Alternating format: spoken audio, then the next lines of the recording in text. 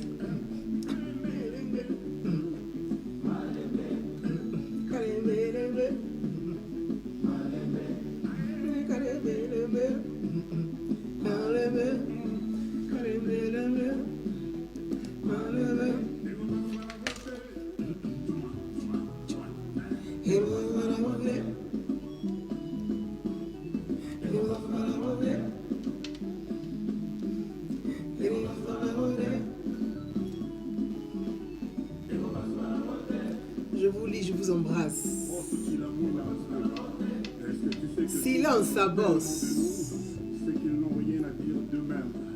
Ceux qui parlent de nous, qui parlent de vous, c'est qu'ils n'ont rien à dire d'eux-mêmes.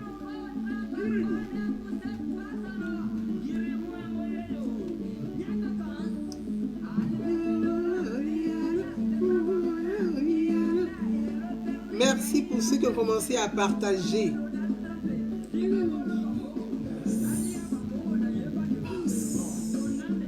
Il est bon. Boss. Boss. Boss. Boss.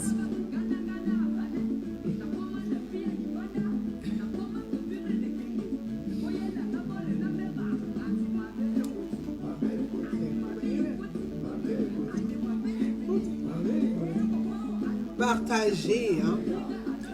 On va parler de l'affaire Pandora Papers. Boss, boss.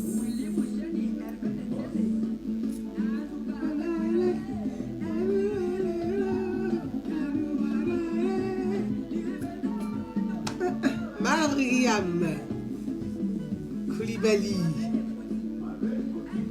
Mariam David Dosso, Samuel Tondé, Sidibé Sidibé, je vous lis Diara Bakar, Juste Flavius, Boss, Abidit Afoué Traoré,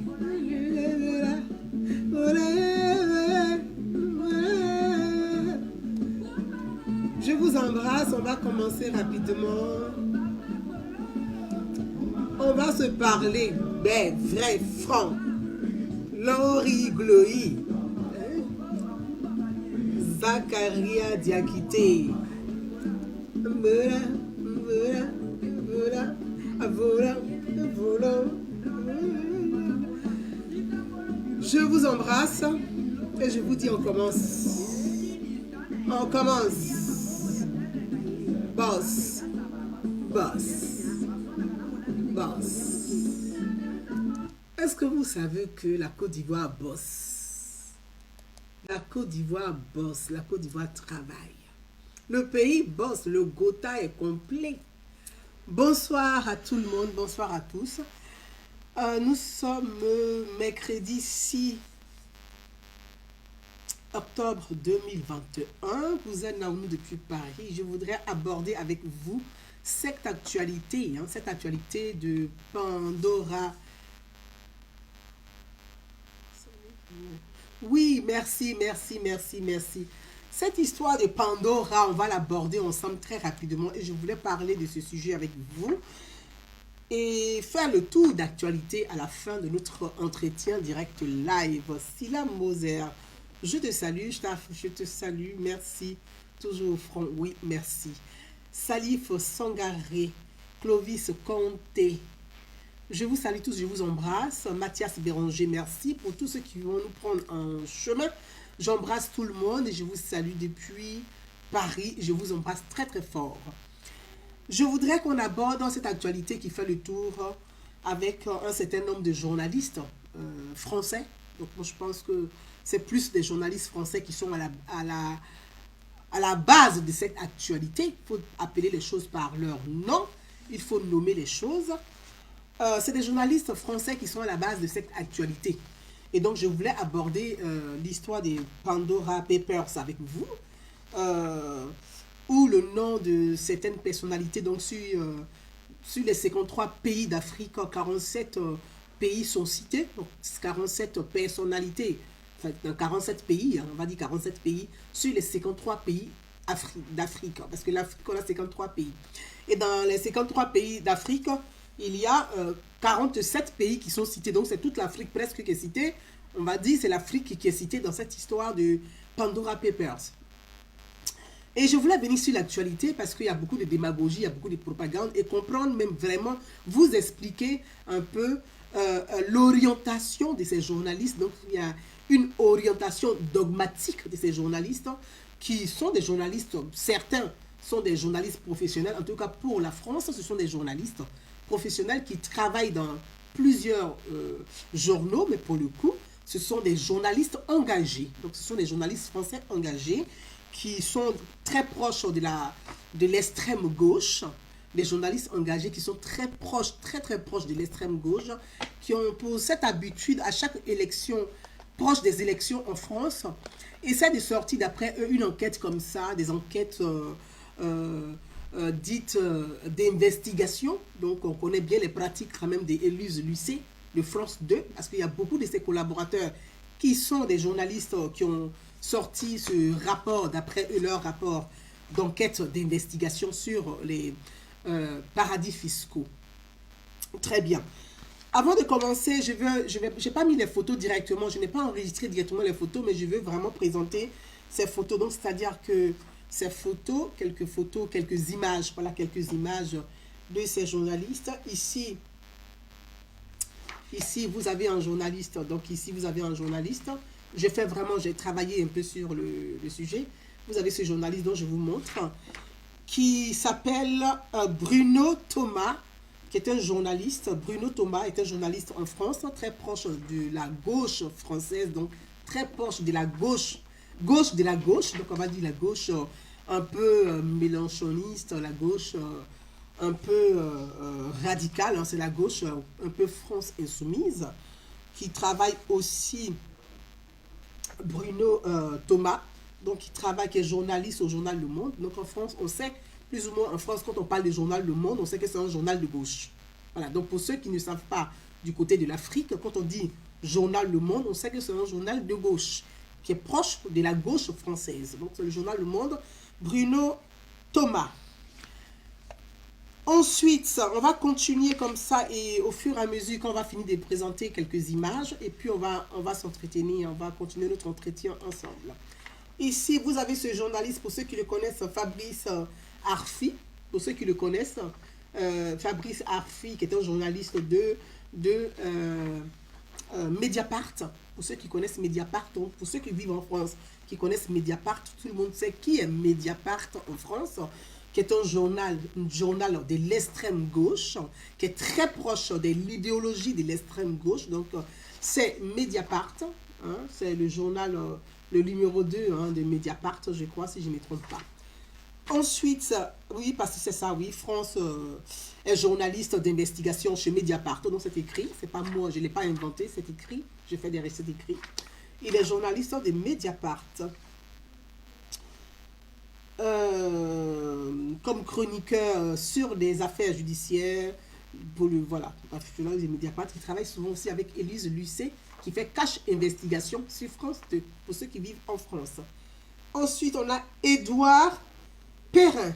On l'a vu un peu plus ou moins sur les Édouard Perrin, qui est là. Édouard Perrin.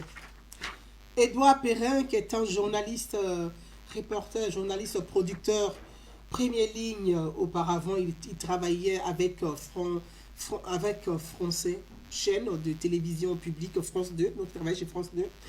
Et actuellement journaliste d'investigation pour la série Cache Investigation. Voilà, donc Monsieur Perrin qui est là.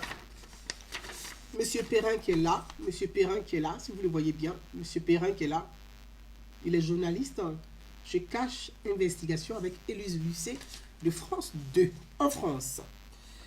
On va continuer comme ça. Donc, ce sont les journalistes au cœur de cette investigation. Donc, Élise Lucet, elle est sur France 2, donc elle fait Cash Investigation. Elle a ses collaborateurs qui sont les journalistes de Mediapart, de France 2, certains du journal Le Monde. Donc, on sait que ce sont des médias très proches de la gauche française. Mais quand je dis gauche française, de l'extrême gauche, ici en France. C'est connu, ce n'est pas moi qui le dis, c'est connu, je vis en France. Pour ceux qui vivent en France, doivent aussi le savoir. On continue. Serge Michel. Voilà Serge Michel. Ici, Serge Michel qu'on voit bien ici. Serge Michel, qui travaille en France et en Suisse. C'est un reporter du journal Le Monde. Donc, comme je viens de le dire, Serge Michel travaille chez le journal Le Monde. Il est journaliste chez Le Monde. On a ensuite ici Karl Lask, qui est journaliste aussi d'investigation chez Mediapart. Donc, on est toujours sur Mediapart. Mediapart, journaliste chez Mediapart. On continue comme ça avec tous ces journalistes. On va faire un peu le tour au fur et à mesure, chers amis. Donc, je vous ai présenté un peu ces journalistes avant d'arriver sur les journalistes africains pour vraiment aborder cette actualité. Il est important de l'aborder, cette actualité. Cécile Prieux, voilà, je vais vous montrer Cécile Prieux qui est ici. Cécile Prieux qui est ici. Voilà, Cécile Prieux qui est ici. France 2, rédactrice en chef adjointe au journal Le Monde. Donc, depuis tout à l'heure, je vous cite Mediapart, journal Le Monde. Mediapart, journal Le Monde. Mediapart, journal Le Monde. On sait en France, ce sont des médias qui sont proches de la gauche, de l'extrême gauche. Bien. Je vous ai cité un peu ces journalistes français. Voilà. Pierre Roméo, ensuite un journaliste aussi français. Pierre Roméo, journaliste français, prêche de Mediapart et des journaux Le Monde. Très bien. Ça, c'est ce qui concerne un peu les journalistes au cœur. Les journalistes au cœur. Les journalistes au cœur de l'enquête, de cette enquête, donc de l'investigation. Les journalistes au cœur. Donc, c'est les journalistes de Mediapart, les journalistes du journal Le Monde, les journalistes de France 2, mais des collaborateurs de Mme Élise Lucet, de Cash Investigation sur France 2. On part du côté, il y a plusieurs pays, hein, donc il y a plusieurs pays. On va aller un peu du côté, avant d'arriver sur la Côte d'Ivoire. Hein. Donc, ils ont des représentants dans des pays africains, d'accord? Ils ont des représentants dans des pays africains. On a un jeune ici, du nom de Maxime Vanza Lutonda. Ça doit être l'Angola ou l'Ouganda, parce que le nom, je pense. Donc, le jeune homme Maxime ici, que vous voyez bien là, le jeune homme de Maxime qui est là, qui est un jeune informaticien. Maxime est un jeune informaticien qui vit en France. Il est jeune informaticien, il n'est pas journaliste. Il fait partie de l'équipe de leur groupement de journalistes d'investigation. Ensuite, on a Emmanuel Kadogbevi, donc qui nous vient du Ghana, qui est le représentant donc des Mediapart et du journal Le Monde en Afrique de l'Ouest, parce que les journalistes du journal Le Monde, des Mediapart, ils ont des blogs, comme blog Mediapart, comme Mediapart fait très souvent avec ce crétin intellectuel de Franklin Nyamsi, qui écrivait aussi sur Mediapart. Donc, je viendrai pour vous expliquer un peu le fonctionnement de ces journalistes-là, malheureusement, de façon orientée, parce que tout est orienté, et on y vient. Ici, on a Emmanuel Kadogbevi, qui nous vient du Ghana, qui fait partie chose bizarre, là où c'est intéressant, Emmanuel ici qui nous vient du Ghana, d'accord? Emmanuel nous vient du Ghana. Il s'appelle Emmanuel Djogbevi, il vient du Ghana. Il a créé l'organisation à but non lucratif Africa afin de former des journalistes ici. Emmanuel a été partenaire clé de West Africa. West Africa ICIJ, donc de l'organisation en question. Emmanuel fait partie du groupe de journalistes de l'Afrique de l'Ouest, Senozo, très proche de l'idéologie de Thomas Sankara. Pour ceux qui m'écoutent. Donc, ils font partie des journalistes de l'Afrique de l'Ouest, qui font partie un peu de, comme Norbert Zongo, si je ne me plante pas, des Zongo, les journalistes, ils ont créé une formation ou un groupement de journalistes en Afrique de l'Ouest. Donc, il y a des journalistes qui sont représentés dans différents pays africains et qui travaillent en collaboration avec, qui écrivent souvent sur des blogs, des Mediapart, avec des noms, d'autres noms pour ne pas qu'on puisse les répéter, d'autres avatars, qui écrivent avec des avatars sur des blogs, mais qui ne sont pas au niveau de la France, ils n'écrivent pas directement dans le journal qui est vendu en kiosque, mais ils écrivent sur des blogs de ces médias, non de Mediapart, du journal Le Monde. Ils ont comme ça des relais dans les pays africains qui travaillent avec eux. On continue, donc c'est Senezo, donc c'est leur organisation, Senezo, une organisation de journalistes d'investigation basée en Afrique de l'Ouest, très proche de l'idéologie de Zongo du côté du Burkina Faso, un journaliste, je ne sais pas, qui est décédé ou qui a été assassiné au Burkina Faso, qui sont très très proches de l'idéologie d'anti-France, l'idéologie anti-coloniale, l'idéologie c'est un peu les indigénistes, donc ces journalistes font partie quand même de l'idéologie de Thomas Sankara, donc du côté de l'Afrique de l'Ouest, l'Afrique noire. On va continuer, on a une dame journaliste aussi. Donc je fais un peu avec vous Catherine Chicheru, donc une dame Catherine Chicheru, qui est journaliste au Kenya. Elle fait partie aussi de cette organisation.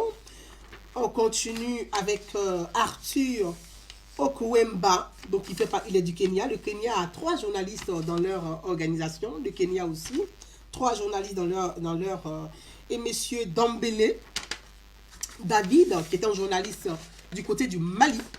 Monsieur Dambélé David, du côté du Mali. Dambélé David, qui est un journaliste, en tout cas c'est ce qui a été dit dans leur représentation sur l'organisation. Dambélé est journaliste au Mali, David Dambélé. Il est le représentant de cette organisation du côté du Mali.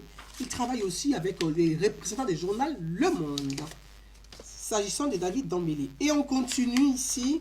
On a Ignace Sossou. On a un jeune béninois qui a été emprisonné, c'est ce qu'on m'a rapporté selon les informations, un jeune béninois journaliste d'investigation, gestionnaire financier de la formation. Il a été emprisonné au Bénin. Il a fait 6 mois de prison il a été accusé de fake news. Donc il a fait 6 mois de prison. Il est le représentant du journal Le Monde et il écrit aussi à Mediapart. Donc Mediapart, le journal Le Monde, ce sont les mêmes gens, ce sont les mêmes esprits. Ils sont très proches de la gauche,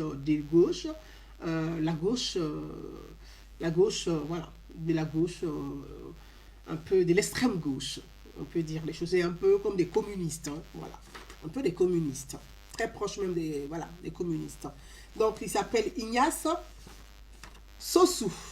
On continue pour arriver enfin à notre sujet sur la Côte d'Ivoire. On va terminer par la Côte d'Ivoire. Donc on continue avec la jeune dame Elisa Sandrine Sawadogo du côté du Burkina Faso. Voilà, donc ils travaillent aussi avec cette organisation de journalistes qui sont les relais des journalistes de la France, donc que j'ai cité. Ils sont les relais, leurs partenaires du côté de l'Afrique francophone, de l'Afrique francophone et un peu de l'Afrique de l'Ouest aussi. Voilà, elle s'appelle Elisa Sandrine Sawadogo du Burkina Faso. Elle travaille comme journaliste à l'économie du Faso un hebdomadaire économique du premier plan depuis 2013. Elle a travaillé sur de nombreuses enquêtes concernant cette organisation de journalistes. Enfin, venons sur notre cher compatriote ivoirien, Monsieur Joël Conan, qui est là. Monsieur Joël Conan, qui est là. Joël Conan, qui est là. Qui est là, Joël Conan. Très bien. Joël Conan,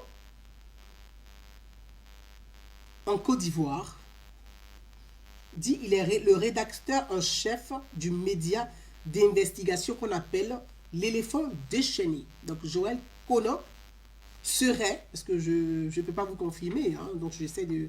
Joël Conan dit être le rédacteur en chef du média d'investigation l'éléphant déchaîné, où il a enquêté sur la fraude fiscale secrète, ainsi de suite. Il est membre de Norbert Zongo. Donc, Joël Conan est membre de Norbert Zongo, de leur organisation Norbert Zongo.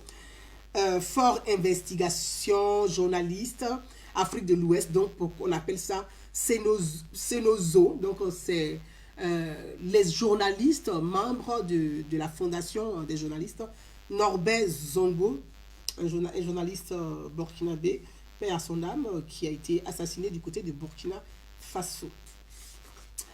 Voilà, venons à ce sujet. Je vous ai fait un peu le tour de ces journalistes, pour ma part des journalistes, qui ont fait cette enquête concernant les paradis fiscaux. Ce qui est gênant dans leur enquête, et ce qui est malsain dans cette enquête, ce qui est gênant et malsain dans cette enquête, ce qui est injuste, qui n'est pas juste dans ces enquêtes, c'est qu'ils récupèrent, c'est-à-dire leurs représentants, donc les représentants de ces journalistes, sont des militants extrémistes politiques en Afrique. Bizarrement, ils choisissent comme collaborateurs des militants politiques, donc des journalistes militants. C'est vrai, ils sont eux-mêmes militants ici en France, parce que le journal Le Monde, c'est la gauche, l'extrême gauche. Mediapart, c'est l'extrême gauche, donc ce sont les amis de Mélenchon, Jean-Luc Mélenchon. Mediapart. Alors, ils font une enquête. Une enquête où ils décident de choisir des personnalités. Des personnalités. Ils choisissent des personnalités. Quand on lit l'enquête, d'après l'enquête qui a été... Quand on lit l'enquête, parce que j'ai tellement de paparazzi ici, voilà. Quand on lit l'enquête, et puisque ça concerne ici aujourd'hui, on va parler du Premier ministre de la Côte d'Ivoire, Patrick Achi, donc c'est de lui qu'il s'agit. Quand on lit l'enquête de ces journalistes, de ce groupement de journalistes, ils disent que le Premier ministre de Côte d'Ivoire, Patrick Achi, aurait créé une entreprise, un compte offshore. Un compte offshore. Et donc, ils estiment que c'est très très grave d'avoir un compte offshore. Mais c'est quoi un compte offshore? Avoir un compte offshore, ce n'est pas interdit. Ce n'est pas grave. C'est un compte comme tous les comptes. Avoir un compte offshore. Ce n'est pas interdit d'avoir un compte offshore. Mais ils ont décidé de choisir des cibles. Au niveau de la France, par exemple, on prend qui? On prend Dominique Strauss-Kahn. Dominique Strauss-Kahn, il n'y a pas d'enjeu. Je ne sais pas si vous comprenez ce que je veux dire. Parce que ici en France, ces journalistes-là, je dis bien ces journalistes français-là, à chaque approche de l'élection présidentielle en France, jackpot, ils ont une enquête à sortir. Parce qu'ils sont un peu dans la manipulation intellectuelle et dans la manipulation journalistique. Je dirais même, c'est du terrorisme journalistique. Du terrorisme journalistique. Parce que, à chaque approche des élections en France, ces journalistes de gauche et de l'extrême gauche trouvent ce malin plaisir de dire, jackpot, on tient des proies, On a fait des enquêtes depuis 2 ans. On sort des documents. Il y a telle personne. Il y a telle personne. C'est leur moyen à eux de mobiliser les Noirs, de duper les Noirs français, c'est-à-dire les Noirs, les citoyens français, les Noirs en France, d'aller voter pour leur candidat à eux, qui est soit de la gauche, soit de l'extrême gauche. Donc, il y a une stratégie derrière ça. C'est pas simple, c'est à dessein. C'est à dessein que c'est fait. Derrière ça, si vous vous souvenez, à l'approche des élections, ils ont sorti le coup de France-Afrique. Mais on en est où avec France-Afrique? Pour ceux qui se rappellent, c'est les mêmes. Hein? C'est les mêmes journalistes. Le coup de France-Afrique. On en est où avec France-Afrique? Alors, si ce n'est pas France-Afrique, c'est les biens mal acquis. Pour ceux, les biens mal acquis. Si ce n'est pas les biens mal acquis, alors oui, les paradis fiscaux. Et eux, c'est chaque fois que les élections présidentielles approchent en France, qu'ils font les enquêtes. C'est là que leur rapport d'enquête sort. Ils vont aller trouver des brebis égarées qui n'ont pas compris le fonctionnement de la France, qui n'ont pas compris le fonctionnement même de la politique française, qui n'ont rien compris même à la politique étrangère, qui n'ont rien compris à la géopolitique, pour parler même de géostratégie. Donc ils vont aller manipuler ces Africains pour voter pour le candidat de l'extrême gauche ou de la gauche. Donc, la question que moi je veux poser, en France, quand des journalistes français, des caches investigations, du journal Le Monde,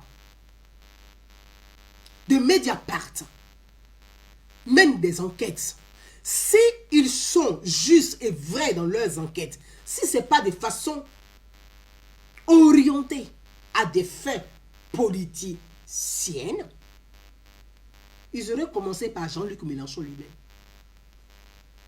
Dans l'enquête, on ne parle pas de Jean-Luc Mélenchon. On se fout carrément des Africains. On aurait dû commencer par Jean-Luc Mélenchon lui-même. En France, là, Jean-Luc Mélenchon, là, tout le monde sait qui il est. On sait qu'il a détourné même de l'argent dans la région, dans l'Essonne. On connaît ses pratiques. Jean-Luc Mélenchon, là, il s'en va en Bolivie. Il va dans les pays de l'Amérique du Nord. Quand il va là-bas, là, il en va chercher quoi? Il ramène quoi? Pourquoi ces journalistes-là ne mènent pas enquête sur Jean-Luc Mélenchon? Son train de vie, pourquoi ils ne mènent pas des enquêtes sur lui? Ils ne mènent pas des enquêtes sur Jean-Luc Mélenchon. Ils ont choisi, c'est dit, pour faire semblant, pour dire, voyez, on ne parle pas que des Africains, on parle aussi des Français. On prend qui? Bon, DSK, mais il est politiquement, DSK, il est mort. Quand on fasse des enquêtes sur DSK, qu'est-ce qu'on a à foutre, au fait, un peu? Politiquement, il est mort, DSK. On s'en fout. Alors, il fait ses business, il fait ses affaires. C'est un homme d'affaires aujourd'hui. Donc, l'enquête sur DSK, là, qu'est-ce que ça va apporter? Je ne vois pas. Et DSK, il vit au Maroc. Il vit au Maroc. Il a refait sa vie au Maroc. Il a créé ses entreprises au Maroc. Mais il vit au Maroc. Il paye ses impôts au Maroc. Attends, quelqu'un vit au Maroc. Il a créé ses entreprises au Maroc. Il n'a qu'à payer les impôts en France. C'est quoi le but? Je ne comprends pas. Mais ils vont commencer. Les riches de France. Les riches de France.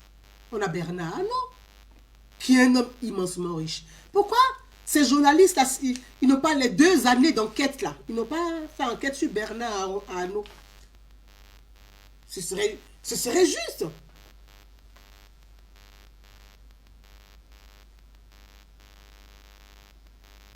Ce serait juste de faire des enquêtes sur Bernard Arnault aussi, de le citer, puisque c'est 2 ans d'enquête.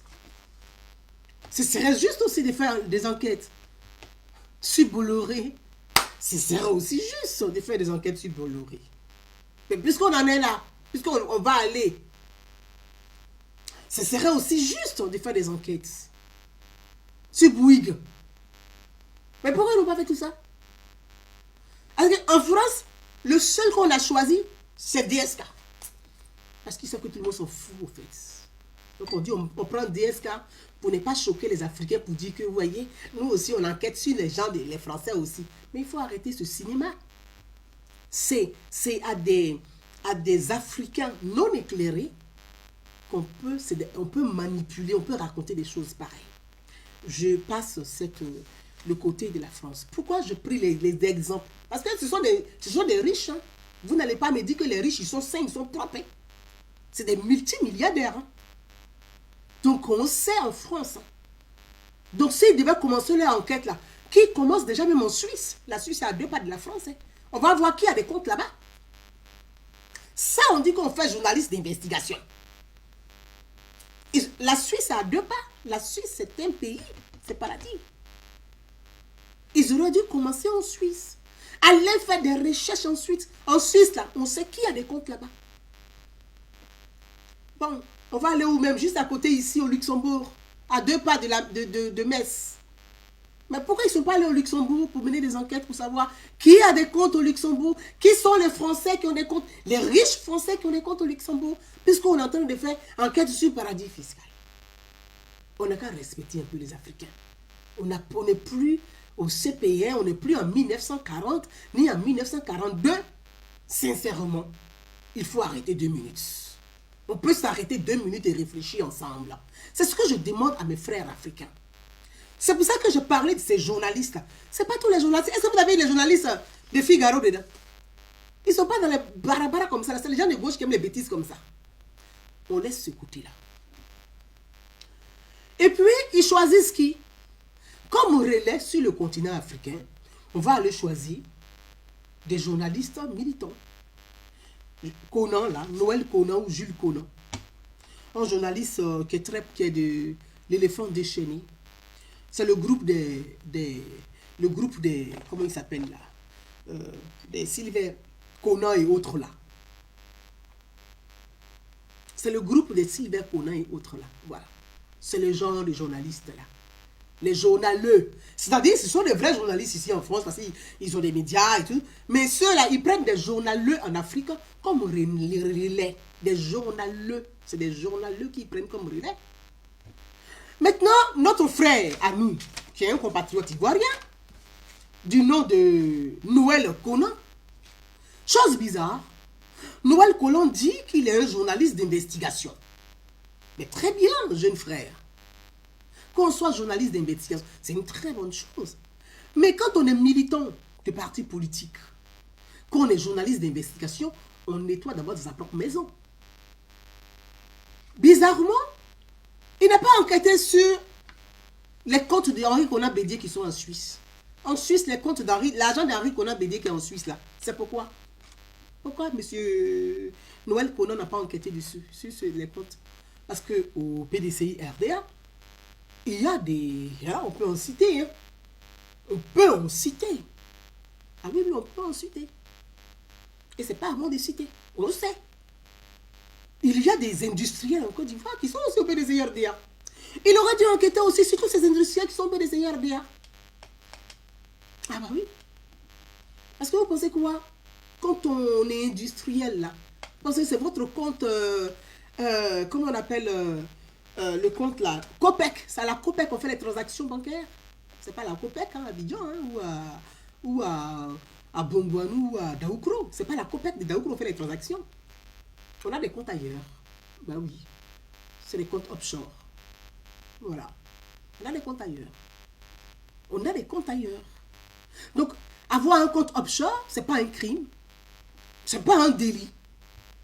C'est des comptes sur lesquels, soit vous avez une entreprise quelque part, vous avez une compte là-bas, ou les transactions, on fait les transactions, tout simplement. Donc, si le Premier ministre Patrick Hachi a un compte offshore, je ne vois pas ce compte offshore. La question, si on me disait aujourd'hui, Patrick Hachi a détourné de l'argent, je dis, alors là, il y a un problème. Est-ce qu'il a détourné de l'argent? Non. Est-ce que c'est un trafiquant de drogue? Non.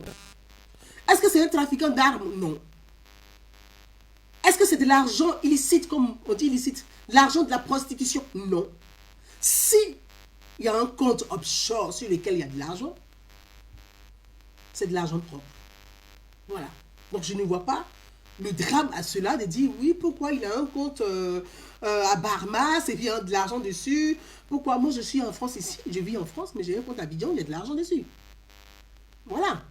Mais l'argent qui est sur le compte à Abidjan, je ne paye pas les impôts dessus en France.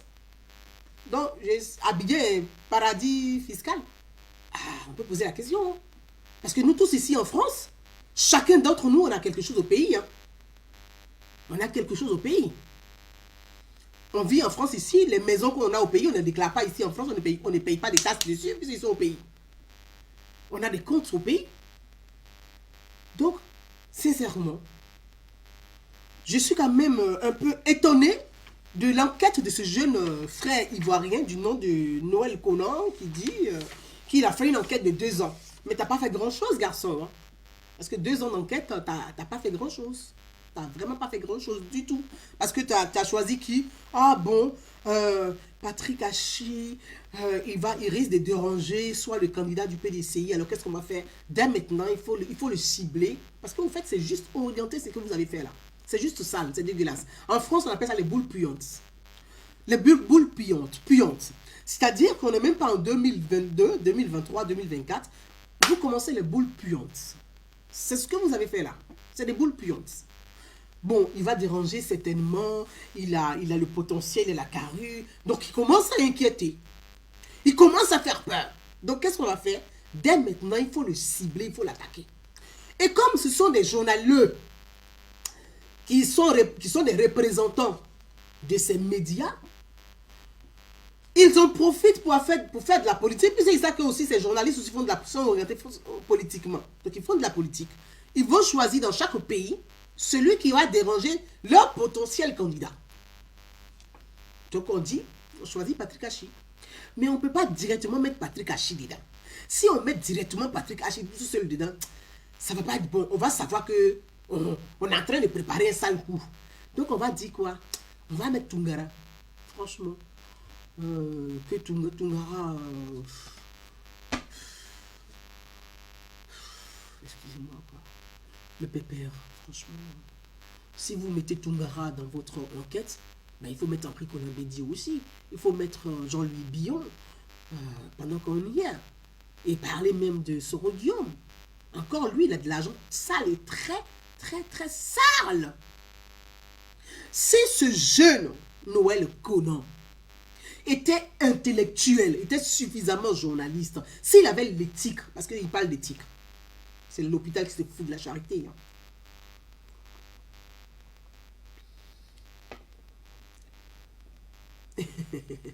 On dit, toi, Patrick Hachi, on va nous mettre un Johnny Patrick comme en prison. Ah bon, ben, je serais très ravi. Donc, ce jeune journaliste parle de l'éthique. Il parle d'éthique. Mais moi, de quelle éthique vous parlez? Vous parlez d'éthique et vous-même, vous n'êtes pas un journaliste libre.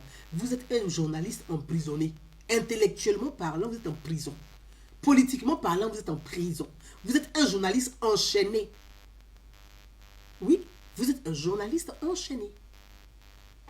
Vous êtes un journaliste enchaîné. Vous êtes un journaliste enchaîné. Enchaîné parce que vous êtes pieds et mains liés, vous êtes enchaîné. Si vous voulez parler de l'argent sale, cher monsieur Joël Conan, parlez de l'argent sale de Guillaume Soro. Parce que son argent est très sale. L'argent sale, oui, c'est vrai, il y en a en Côte d'Ivoire.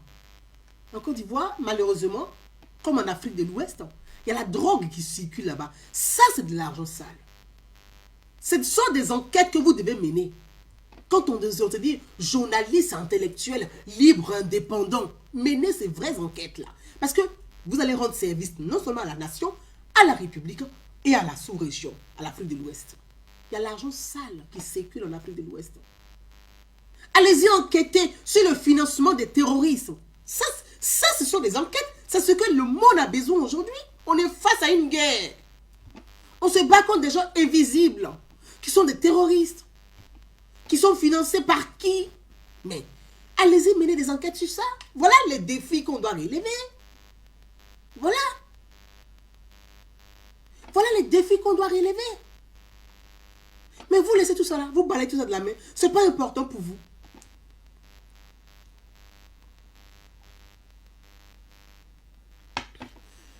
Excusez-moi. Ce n'est pas important pour vous. Ce qui est important, excusez-moi, on va aller choper Patrick Hachi. On va le salir. Il est trop propre. Il fait peur. Alors on va le salider maintenant. Comme ça, on le remplit de boue. On est sûr qu'au moins, il est sale. Voilà. Vous êtes un journaliste. La prostitution, il y en a en Côte d'Ivoire, en Afrique de l'Ouest. Excusez-moi. Il y en a en Afrique de l'Ouest, la prostitution aujourd'hui. Des gamines, des enfants de 12 ans, de 13 ans, se prostituent. Des petits garçons se prostituent. Malheureusement par misère. Mais il y a des bandes organisées derrière. Mais menez des enquêtes dessus. Quand vous savez que... Mais voilà les sujets. Le terrorisme en Afrique de l'Ouest. Le terrorisme est financé par quoi? L'argent sale. Allez-y enquêter sur l'argent sale. Donc commencez déjà par Guillaume Soro. Moi je vous dis clairement. Moi si on avait cité Soro Guillaume, voilà un individu qui n'a jamais travaillé. Et qui sort de là avec plus de 300 milliards. Et vous êtes un journaliste indépendant. Vous n'enquêtez, pendant 2 ans d'enquête, vous n'avez pas enquêté sur tout ça. Tout ce que vous avez trouvé, c'est le premier ministre de Côte d'Ivoire va enquêter sur lui. Votre rapport n'est pas crédible, en fait, parce qu'il est orienté. Votre rapport n'est pas crédible, il est orienté. Quand on connaît la tête, quand on voit la tête des journalistes, quand on connaît les journalistes, on sait dans quels médias ils travaillent. C'est pas crédible. Il n'y a pas de crédibilité. Vous n'avez pas remarqué comment ils ont fait? Bon, comme ce sont des journalistes en France, c'est Journal Le Monde. C'est Journal Le Monde. Ils ont des relais, des copains, soit à France 24, sur TVC. Bon, ils ont besoin de quelque chose de croustillant pour mettre aussi sur la gueule, pour faire passer, parce que c'est des chaînes en continu. Donc, ils vont passer là, faire le tour. On va aller parler à Africa, France 24, on va les faire interview là-bas pour parler de notre enquête de 2 ans. Et pour s'abonner à leurs médias, c'est 15 € par mois. 15 € par mois, ça coûte quand même cher hein, pour des journalistes indépendants. 15 € par mois. Ça coûte cher pour des journalistes indépendants. Vous êtes des journalistes dépendants. C'est 15 € par mois. Même Figaro Magazine ne coûte même pas 15 € par mois. Le journal Le Monde, même que Le Monde, il ne coûte pas 15 € par mois d'abonnement. Donc, vous voyez, vous êtes des journalistes un peu dépendants. C'est presque de l'arnaque un peu. Donc, je pense que cher monsieur Conan, avec son copain de Sylvain Conan et autres là, parce que ce sont les mêmes gens là. Si votre enquête avait été élargie sur Henri Conan Bédier, sur Jean-Louis Billon, sur Soro Guillaume, sur... oui, mais il n'y a pas de crédibilité en fait. Vous avez décidé d'attaquer un homme. Et donc, puisque vous êtes des relais de ces Pandora, vous êtes des Pandora. Vous êtes des Pandora. Hein? Vous pendez, vous êtes des Pandora. Vous faites quoi? On se dit, ah, actuellement, peut-être sans doute, hein, vous savez, on est... Donc on dit, ah, mon petit, toi tu écris dans Pandora, alors il paraît que vous sortez bientôt là. Il faut aller chier sur Patrick Hachi pour nous donner. Et puis toi, on ne sait pas, hein, et tu te dis, ok, moi, comme Pandora va sortir dans quelques jours, je vais le salir. Donc un peu, vous êtes un petit pisseur, vous faites en mission. Voilà, c'est ce que vous êtes. Vous n'êtes pas indépendant. Et je trouve ça malheureux. Mais Patrick Hachi n'a pas volé de l'argent. Patrick Hachi n'a pas détourné les matières premières du pays. Patrick Hachi, il a travaillé. Il a travaillé de ses 10 doigts. Il a travaillé. C'est un homme intelligent, c'est un intellectuel. Ce n'est pas Boribana, ce n'est pas n'importe qui. Il a bossé. Mon petit, il a bossé. Il a bossé intellectuellement, il a bossé. Donc, quand tu entends même qu'il a une agence de consulting, je ne sais pas c'est quoi qui vous choque. Moi, je fais, en France ici, là, je fais consulting. Voilà, je ne vois pas. Moi, je fais consulting. Si j'ai un contrat en Côte d'Ivoire, avec soit une personnalité qui a besoin d'une personnalité ivoirienne ou une personnalité d'un pays africain, ils ne vont pas me payer en euros, hein? Ils vont me payer en CFA. Ben oui.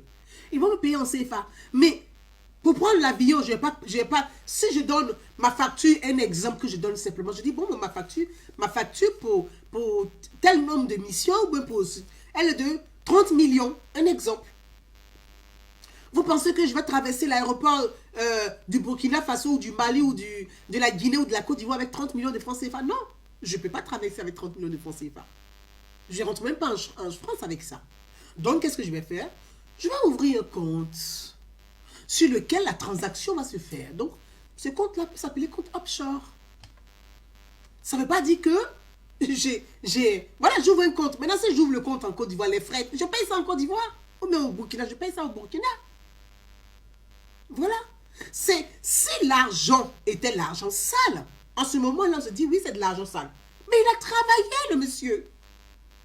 Peut-être que si je sais pas du sorodium, c'est pas du blé goudé. Mais attendez, vous vous croyez où là? Prenez un peu leur cursus, prenez un peu leurs différents CV. Mais c'est un homme costaud, intellectuellement. Et vous me permettez là, c'est-à-dire que pour des questions politiques, politiciennes, la basse politique d'arrière-coup, alors aujourd'hui on est prêt à faire tout et n'importe quoi. C'est-à-dire que juste, il faut salir les gens pour les salir. Toi-même, Conan Noël là, quand ils doivent te rémunérer là, tes gens là, ils te payent où? C'est pas sur un compte. Ou mais ils te font Western Union, ou mais ils te font RIA. Quand ils doivent te donner l'argent, parce qu'ils vous payent. Sur quoi on te paye? On te fait RIA. Les Blancs, ils ne connaissent pas RIA. Hein. Ils ne sont pas dans les histoires de toucher liquidité. Ils vont te faire un virement. Ils te font un virement, non? Mais pourquoi tu ne payes pas tes impôts? Pour votre siège à Washington. Tu payes les impôts à Washington? Toi? Il faut arrêter 2 minutes un peu, en fait. C'est un peu n'importe quoi. Élevons le niveau du débat. Élevons le niveau du débat. Élevons le niveau du débat. Le monde est confronté à une guerre qui ne dit pas son nom. Vous n'êtes même pas conscient. Vous êtes journaliste africain. Vous ne prenez même pas part au débat. Vous ne prenez pas part aux enjeux. Vous êtes inexistant. Vous ne participez pas aux discussions de ce monde. Vous êtes nulle part ailleurs à part faire de la démagogie, des manigances, des choses, des bassesses, tout le temps dans la bouillabaisse, dans la boue. Élevons le niveau des débats. L'Afrique de l'Ouest est confrontée au terrorisme. Le monde est confronté à ça. L'Afrique de l'Ouest risque de devenir Bagdad. Voilà l'enjeu de ce continent. L'Afrique de l'Ouest risque de devenir comme Kaboul si on n'y prend pas garde. L'Afrique de l'Ouest est fragile. Ces problèmes-là, ça ne vous intéresse pas. On a la chance d'avoir un homme d'État comme la carrure du président Alassane Ouattara.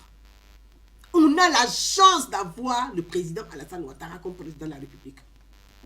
Je peux vous dire, mes frères et sœurs, souvent quand j'y pense, j'ai des frictions. Je me dis, mais c'est maintenant qu'on s'aperçoit de la grandeur de ce temps. C'est maintenant qu'on s'aperçoit de la carrure de ce grand homme que le président Alassane Ouattara. C'est maintenant. C'est maintenant où il a pris de l'âge qu'on s'aperçoit. Mon Dieu, quelle erreur. Quelle erreur. C'est maintenant qu'on s'aperçoit. Si on n'avait pas Alassane Ouattara comme président, vous et moi, on ne pouvait pas rester en train de se parler. Le pays il a été gâté. Si la Côte d'Ivoire n'avait pas Alassane Ouattara comme président de la République, le Mali serait mieux que la Côte d'Ivoire. Je vous assure, le pays était gâté. C'est parce qu'on a Alassane Ouattara comme président. C'est parce qu'on a Alassane Ouattara comme président. C'est une chance. Donc, au lieu de faire les manigances, qui va venir après lui, qui ne va pas venir après lui, concentrons-nous sur l'essentiel. La paix, la stabilité du pays. Concentrons-nous sur l'essentiel. Préserver les acquis. On est assis, certains appellent à la guerre. Ils sont prêts à tout et n'importe quoi. Parce qu'ils sont juste inconscients. Ils sont juste inconscients. Ils sont inconscients. Et donc, vous êtes prêts.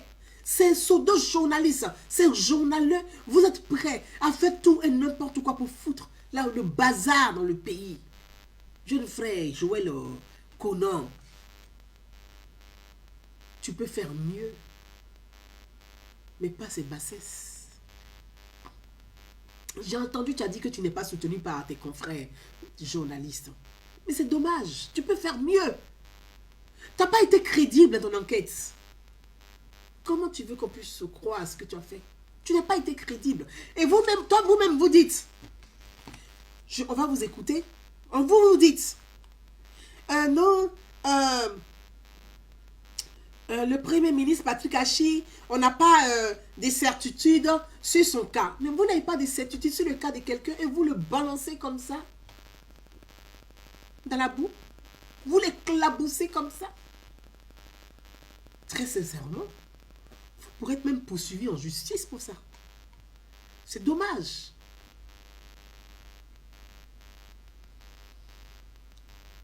C'est dommage. Vous avez dit quelque chose ici. On va vous écouter rapidement. On va vous écouter rapidement là. Ici, je pense que c'est ça. C'est bien vous. Quel est le fruit de votre enquête? Bonsoir madame. Effectivement, dans le cas C'est monsieur Joël Conan hein, qui est en train de parler. de l'enquête Pandora Papers, Voilà. j'ai eu à travailler sur Bon, il travaille dans une organisation, Pandora. Très bien, on commence. la Côte d'Ivoire et les bases de données qui étaient à notre disposition ont permis de détecter plusieurs autorités. Mais pour le moment, c'est le Premier ministre Patrick Hachi et le médiateur de la République qui ont été détectés pendant cette enquête-là. Alors, nous avons découvert que ces deux autorités, qui sont des personnalités politiquement exposées, sont propriétaires de sociétés offshore basées aux Bahamas. Le Premier ministre a une société de consultance dénommée All Star Consultancy Service Limited, qui fait de la consultance. Quant au médiateur de la République, il a une société qui exerce dans le domaine du pétrole, qu'on appelle Tanasa Petroleum Company Service Limited. Alors pourtant, concernant le Premier ministre, vous n'avez pas encore de chiffres exacts. Hein. Vous ne savez pas non plus si sa société est active ou non actuellement, contrairement à Adama Tungara, pour qui les faits sont beaucoup plus clairs. Hein. Effectivement, c'est ce que nous avons découvert lors de cette enquête. Le Premier ministre a utilisé ce qu'on appelle dans le jargon un prête-nom. Alors, il a voulu rester dans la confidentialité, donc il a eu recours à une autre société offshore qui est utilisée comme actionnaire. Mais derrière ça, ce qu'il faut craindre, est-ce que la société est inactive comme certains tentent de le faire croire? Nous avons quelques doutes à ce niveau parce que en recourant à une société écran, et puis il a signé ce qu'on appelle un contrat de fiducie. C'est-à-dire il donne la possibilité à cette société-là de gérer ses biens et cette société lui rend compte en retour. Au niveau de la Côte d'Ivoire, est-ce que la société a eu à mener des activités ici? Voilà autant de questions que nous nous posons. Alors il se On trouve aurait bien que, voulu. oui, Oui. il se trouve que ce qu'ils ont fait n'est pas illégal. D'ailleurs, Bon. Bon. Pour des enquêteurs, pour des investigateurs, les journalistes d'investigation, c'est pour ça que quand je vois les Africains qui disent qu'ils sont, je suis journaliste d'investigation, ils disent que c'est un escroc. Automatiquement, ils disent que c'est un escroc. Les journalistes d'investigation, ils disent que ce sont des escrocs. Vous n'avez pas de certitude sur votre enquête. Vous ne savez, et puis c'est même pas illégal. Hein. Et vous faites un rapport. C'est-à-dire quand on entend la voix de ce garçon, c'est comme s'il était avant la mission, ou c'est comme si, voilà, il joue un rôle un peu politique, au fait. Je trouve ça dommage. Jeune frère, tu peux être intéressant si tu sers ton pays. Et pour servir vraiment ton pays, là, il y a des enjeux. Il faut mener les enquêtes dessus.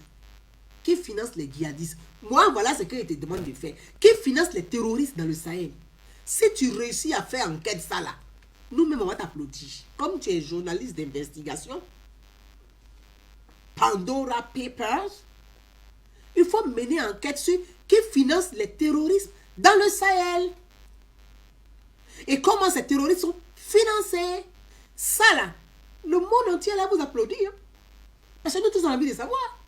Mais non, vous n'avez pas vous avez, c'est que vous êtes dans l'incertitude, et puis vous citez le nom des gens, vous les éclaboussez.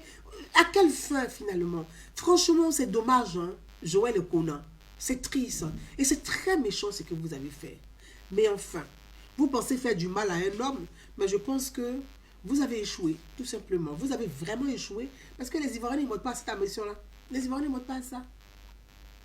Et puis bon, il y a les États là, il y a des pays là. Il y a des pays même qui ont des comptes offshore. Vous pensez que quoi? Vous pensez que ça va toucher la France? Eux-mêmes, ils sont dedans. Ils font ça. Les États-Unis. Mais vous faites rire, vous. Les États-Unis, là, ils ont des banques en Suisse. Vous parlez de quoi? Bon, si on veut même dire, même là, quand on prend FMI, là, tout l'argent des pays, là, ça y est, au FMI, c'est eux qui gèrent ça. Ça, là, même, c'est la marraine. Mais oui. Eux, là, tout l'argent de chaque pays, là, eux, ils gardent ça, et puis ils disent, nous, on va vous distribuer ce que vous allez manger. Ça, c'est FMI. Eux, ils sont quoi? Vous prenez l'argent d'un pays, et puis vous gardez ça pour dire, chaque année, c'est nous, on va calculer ce que vous allez manger. Ah, ça y est dans leur main. Donc, il faut arrêter un peu, au fait, avec ça. C'est que vous êtes là, vous êtes friand, compte offshore, c'est illicite. Non, c'est pas illicite. C'est pas illégal. C'est pas de l'argent. S'il y a de l'argent là-bas, c'est pas de l'argent sale. Et c'est ça qui est important. C'est-à-dire que mener des enquêtes sur l'argent sale. Mener des enquêtes sur l'argent sale. Au pays là, il y a des gens, ils vendent quoi? Souvent même là, c'est cuidant gourou, ils vendent des immeubles. Ils vendent quoi derrière? Il y a des gens même, ils vendent des perruques. Et puis ils ont un immeuble. Ils vendent quoi derrière? Vous pensez que c'est perruques qui construisent l'immeuble là? Il y a la drogue qui circule dans la sous-région. Les blanchiments d'argent se font. Allez-y mener les vraies enquêtes sur ça. Regardez, pas plus tard qu'avant-hier ou hier, au Bénin, 2,5 tonnes de cocaïne a été saisie au port du Bénin. 2,5 tonnes de cocaïne a été saisie au port du Bénin. Voilà les choses sur lesquelles on vous attend, au fait. C'est ça, on dit, on fait des enquêtes. On fait des enquêtes dessus. Mais vous, c'est quoi? On va prendre une personnalité politique. Ah, journaliste d'investigation. Cette personnalité-là, elle a mangé ça hier, elle a fait ceci. Et puis vous, c'est tous les jours comme ça, vous faites vos journalistes d'investigation là, à 2 balles, 3 sous là. Après, c'est pour aller mendier. Bon, si je n'ai pas parlé, il faut me donner l'argent. Vous faites que vous faites du chantage aux gens. Vous faites des escrocs, vous faites du chantage aux gens. Sur le compte. Voilà tout ce que vous faites. Et ça fait que vous perdez de la crédibilité. On peut même pas, c'est-à-dire qu'on ne peut même pas croire. Certains journalistes français, ils vont vous utiliser à des fins. Mais après, là, ils ne s'intéressent pas parce que vous n'êtes pas crédible. Vous perdez de la crédibilité. C'est pas sérieux. C'est pas sérieux. Sinon, quand vous parlez de Pandora Papers, il y a eu Panama, hein? Papers avant Pandora. Mais il y a un associé de M. Laurent Gbagbo qui est cité dedans. Pourquoi vous n'avez pas mis ça dans vos rapports? Oui. Un associé de M. Laurent Gbagbo. Pourquoi vous n'avez pas mis dans vos rapports ça? Parce que vous pensez que, en fait, si on va couper couper, et puis on va se laisser la même. En Côte d'Ivoire, la même, toutes les personnalités, tout ce que vous voyez là, ils ont des entreprises. Ils ont des entreprises. On fait comment? On fait comment? Même les simples députés, mais ils ont entreprises. On fait comment? S'ils peuvent créer de l'emploi, c'est une très bonne chose. C'est tout. Après, vous parlez de paradis fiscaux. Dans chaque famille, dans chaque maison, l'argent est assis là-bas. Les commerçants, là, ils ont la liquidité. Chez eux, à la maison, est-ce qu'ils payent un pot dessus? Non. Commençons par ça. Les commerçants, c'est que les personnes là à la maison, les gens gardent l'argent, ils n'ont pas de banque. C'est qu'ils n'ont pas de compte bancaire. Donc l'argent est gardé à la maison. La maison même là est paradis fiscal. Parce que l'argent est là-bas. L'argent à la maison. C'est le premier paradis qui est là, la maison. Et on sait ça. Donc, je pense qu'il faut élever le niveau du débat. Il faut arrêter de descendre dans la bassesse. Et quand on est journaliste, il faut penser vraiment aux enjeux. Et les enjeux, c'est qui en 2025 Parce qu'on peut ne pas être du bord politique que la majorité présidentielle. On peut être de l'opposition. Mais on doit avoir le souci du commun. L'intérêt commun. Le souci de l'intérêt commun. Qui, en 2025, après Alassane Ouattara? Ça, c'est une vraie question. Que chacun doit se poser. Et trouver, c'est que analyser intellectuellement et non avec passion. Analyser avec des passions. Est-ce que le président Alassane Ouattara, c'est une chance pour la Côte d'Ivoire et pour la sous-région? C'est une grande chance, vous ne pouvez même pas imaginer. Et le premier ministre Patrick Hachi l'a dit. Le président Alassane Ouattara, c'est une chance pour la Côte d'Ivoire. C'est une chance pour la sous-région. Ce n'est pas une question de passion. C'est une question, c'est le réel. Si ce n'est pas Alassane Ouattara, la Côte d'Ivoire a brûlé depuis très très très longtemps.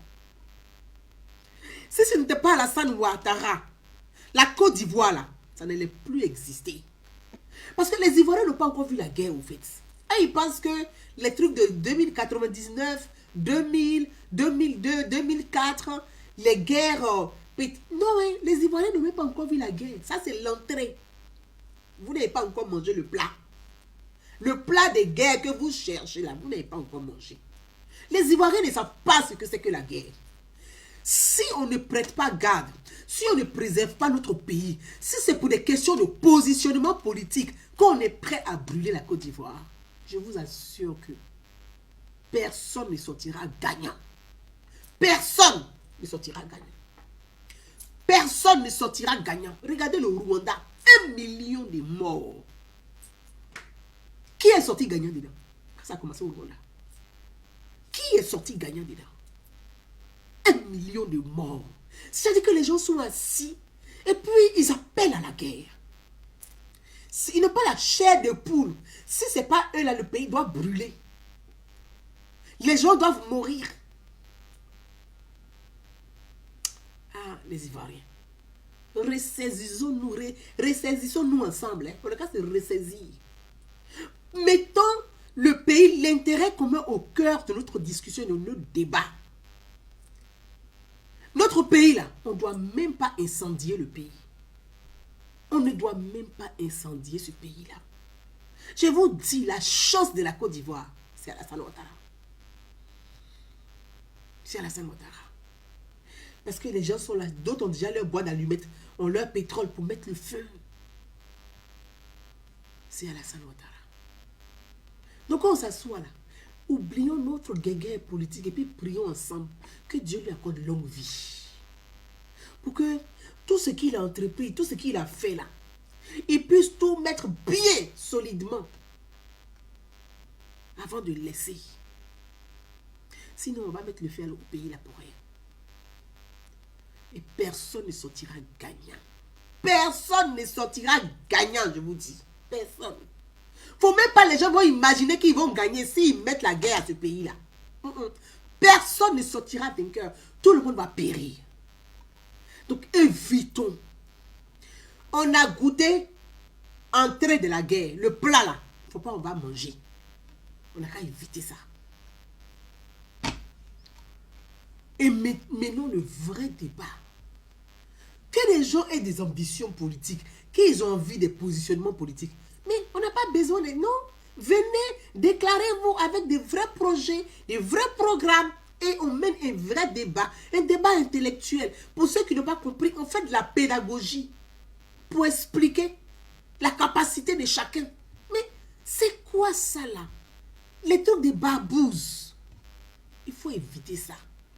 Éviter ça. Et puis vous ne devez même pas accepter en tant que des journalistes africains et toi en tant que journaliste ivoirien.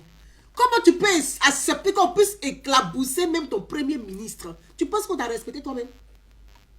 Joël Kona. Tu penses que même ces journalistes du journal Le Monde t'ont respecté? Ils n'ont pas de premier ministre ici en France. Ils n'ont pas de premier ministre ici en France. Ils n'ont pas eu de premier ministre ici en France. Ils n'ont pas eu. Le maire du Havre là, J'ai oublié son nom. Premier ministre avant Castex, le maire du Havre. Son nom m'échappe. Le maire du Havre, là, son nom m'échappe. C'est vous qui me lisez, là. Je ne sais même pas même pourquoi. Pourtant, je l'aime bien, je l'apprécie bien. Hein. Ministre de Macron, là.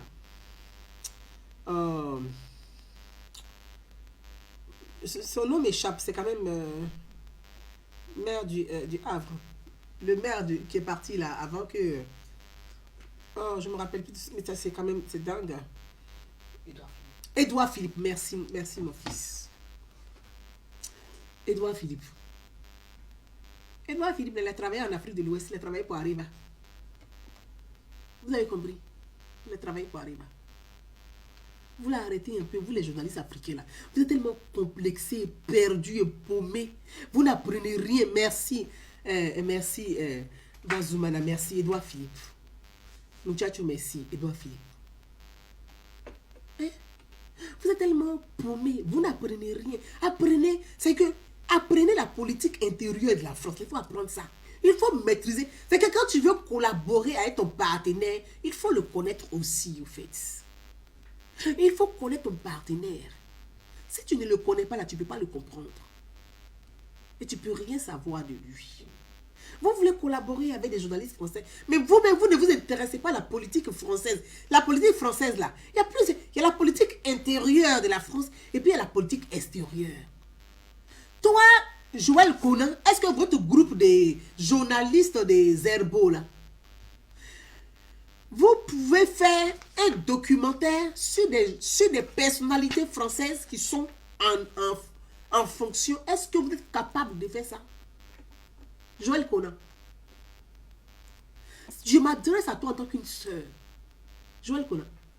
Parce que c'est toi, mon frère ivoirien, qui est dedans. Ça, chaque pays va régler son problème. Moi, il parle de pour moi. Joël Conan, c'est à toi maintenant, il parle. Je dis, journaliste d'investigation que vous êtes là, est-ce que vous êtes capable de faire des investigations sur des personnalités des autorités françaises en fonction? Vous êtes capable de faire ça? C'est vous tous les jours. Vous, en France là, une personnalité qui est en fonction là, tu n'as même pas, hors de la France, tu n'as pas intérêt à parler de la personnalité. Tu n'as même pas intérêt à parler de la personnalité. Si tu parles du premier ministre français, c'est que tu parles de la France. Joël Conan, je vais t'enseigner la politique française pour que ça puisse t'aider la prochaine fois dans tes relations avec tes partenaires français. Il faut leur dire, j'ai ma soeur qui vit en France, elle vous connaît très bien. Moi, les journalistes du monde, là, je les connais. J'ai des amis parmi eux. Je les connais. Ils savent comment je raisonne avec eux.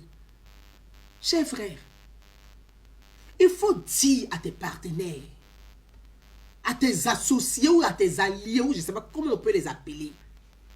Jamais, si tu t'es trompé, toi, Joël Conan, il faut écrire un article, même simplement dans ton journal local de Côte d'Ivoire, là. Hein? Il faut écrire un article pour parler du premier ministre français. Et c'est l'ambassade de France qui va s'adresser directement à la Côte d'Ivoire. Vous êtes là, vous êtes des journalistes, vous ne savez rien du fonctionnement du monde. Vous êtes bloqués entre vous, dans votre cocon, entre vous. Je suis journaliste d'investigation. C'est quoi ça? Toi, tu peux écrire un article pour parler d'Emmanuel Macron. Tu peux. Les Français, là, ils peuvent parler, ils peuvent critiquer leur président Emmanuel Macron. Ça, c'est ça le patriotisme français. Eux, là, ils peuvent même là, casser les œufs sur lui. Ça, c'est entre eux, c'est à l'intérieur de la France. Mais une fois que c'est hors de la France, tu n'as aucun droit de parler mal de leur président. Parce que si tu parles du président, du chef de l'État, tu as parlé des Français. C'est ça le sens du patriotisme français. Mais nous les Africains, nous sommes les premières personnes à vilipender. Quand un président est en fonction là, on ne parle plus mal de lui à l'extérieur du pays. Une fois que le président est en fonction, basta, on ne parle plus. Quand tu es au pays, là, tu peux critiquer le président. Mais quand tu sors du pays, tu parles plus mal de ton président. Parce que quand tu parles mal du président, c'est que tu as parlé mal de toute la population. C'est ça la France. C'est ça la fierté française. Mais vous, vous êtes en Afrique. Quand il s'agit de dénigrer vos autorités, ceux qui sont en place, c'est vous-même les premiers. Vous tremblez, on dirait des limaces. Vous tremblez comme des limaces. Vous dénigrez vos autorités. Vous dénigrez vos personnalités. Mais toi, Joël Conan, toi, tu dénigres ton premier ministre, cher frère. Pour la France, là, tu es un traître. C'est une honte. C'est moi qui te dis ça. Pour la France, là, tu es un traître. Et c'est une honte. On ne fait pas ça. On ne fait pas ça. Parce que le premier ministre français, là, tu n'as même pas le droit de le critiquer hors de la France. Même Jean-Luc Mélenchon, là, en France ici, là, moi-même, on le critique bien parce qu'on le considère comme un voyou. Jean-Luc Mélenchon, c'est un voyou politique. Je suis en France et puis je dis ça.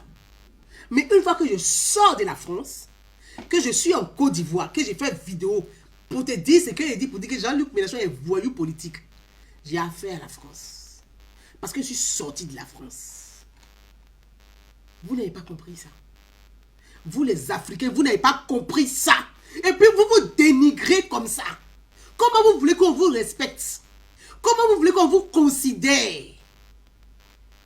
Toi, c'est toi qui dénigres. C'est-à-dire que tu donnes le poison pour qu'on tue même ton premier ministre. Que tu es journaliste d'investigation. Toi, tu es investi sur quoi? Les bandits qui sont au pays, tu as fini de faire investigation sur eux. Il faut que les Africains se ressaisissent. L'Afrique a besoin de rééducation. On doit éduquer la masse. Les journalistes ne savent rien. Ils n'ont même pas d'éthique. Ils n'ont pas de morale. Vous dénigrez vos autorités au quotidien. Et vous êtes fiers de vous. Mais vous êtes une honte. Vous n'êtes pas fiers, vous êtes une honte.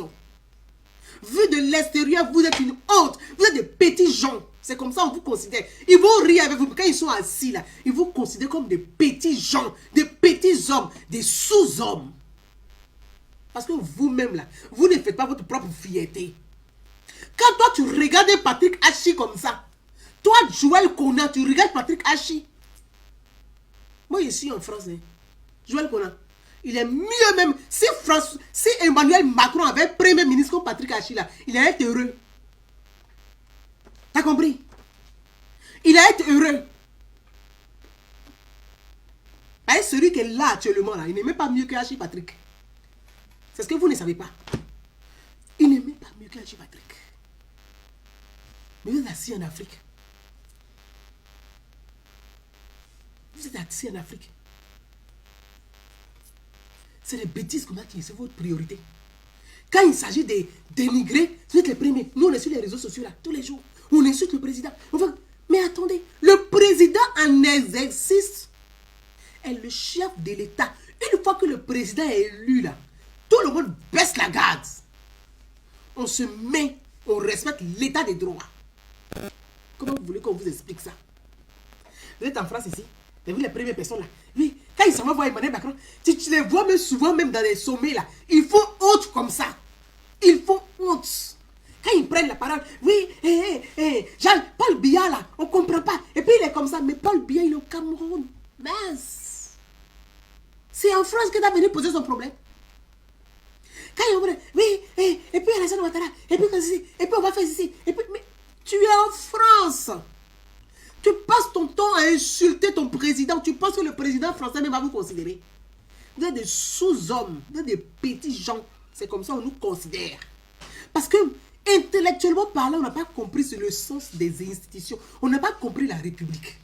Quelqu'un qui n'a pas compris la République, tu ne peux même pas dialoguer avec lui. En fait, il te fait de la compassion, tu l'écoutes. Quand il finit, tu dis, je comprends tout à fait. Je comprends. C'est comme ça qu'il vous parle. Vous avez remarqué. Oui, on comprend tout à fait. Après, il dit, oh, mais ces Africains, ils n'ont rien compris. C'est tout. Toi, tu t'assois, journaliste d'investigation, oui, et puis tu as le kilo même d'appeler M. France 24. La journaliste de France, elle a dit quoi? Elle dit, ben, c'est pas illégal. Mais déjà, mais ça fait honte. Tu devais plus continuer la conversation. La journaliste elle-même, là, Elle dit, mais c'est pas illégal ce qu'ils ont fait. Voilà. Tu es ridicule avec ton français dur là, tu es ridicule. Tu es ridicule, complètement ridicule. La journaliste de France 24, tu penses que tu as tellement réussi, c'est un exploit, mais que tu viens expliquer. Elle dit, mais c'est pas illégal ce qu'ils ont fait. Donc ça dit que tu es con, tout simplement à la fin, tu es con. Tu es un petit, tu es un pauvre con, c'est ce que ça veut dire.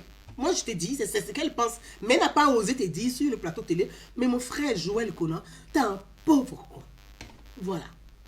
Mes frères et sœurs, on a 1h15, on va se laisser. Voilà ce que je voulais dire sur ce sujet. Demain, si possible, je vais aborder d'autres sujets. Si je peux, je vais les aborder. Voilà, je vous embrasse tous et puis je vous dis à très très bientôt. Moi, je soutiens la République, je suis fille de la République.